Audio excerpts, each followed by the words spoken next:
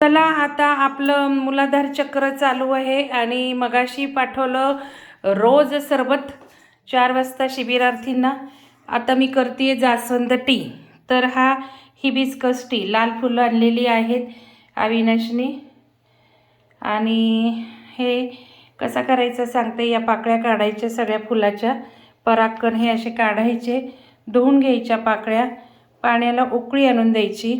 उकळी आल्यावर फुलं टाकायची, 5 मिनटं झाकून ठेवायचं. इकडे या अविनाश. जास्वंद टीचा कलर लाल नाही राहत, काळपट होतो.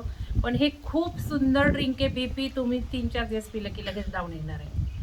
बघा, बीपीची गोळी कमी करायची असेल तर जरूर लाल जास्वंद, मोठ्या लाल जास्वंदाचा चहा पीत चला. जास्त प्यायचा नाही आहे, 4-5 दिवसापेक्षा जास्त प्यायचा नाही आहे. रक्त खूप पातळ होईल. कोलेस्ट्रॉलच्या गोळ्या घेण्यापेक्षा केव्हाही चांगलं. घ्या अविनाश तुम्हाला. प्रकाश या चहा घ्यायला. प्रकाश.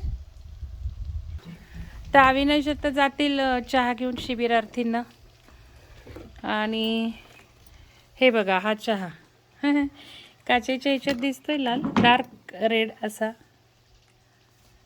त्यांनी आज सरबत उशिरा पिला. मी सांगितलं होतं मी 4 वाजता रोज सरबत पाठवणार आहे. आणि आपला कार्यक्रम संपला पेंडुलमचा की मी रेड जास्वंदाचा चहा पाठवणार आहे, ग्रीन टी. पण त्यांनी, अविनाश म्हणतोय, आत्ताशी पिलेला आहे. ठीक आहे, मी पाठवून देणार, नंतर गरम करून घेतील. कारण मला परत मीटिंग आहे 6 वाजता आज. त्यामुळे मग. आणि अविनाशही चाललेत आता घरी. सगळं छान सुरळीत चालू आहे.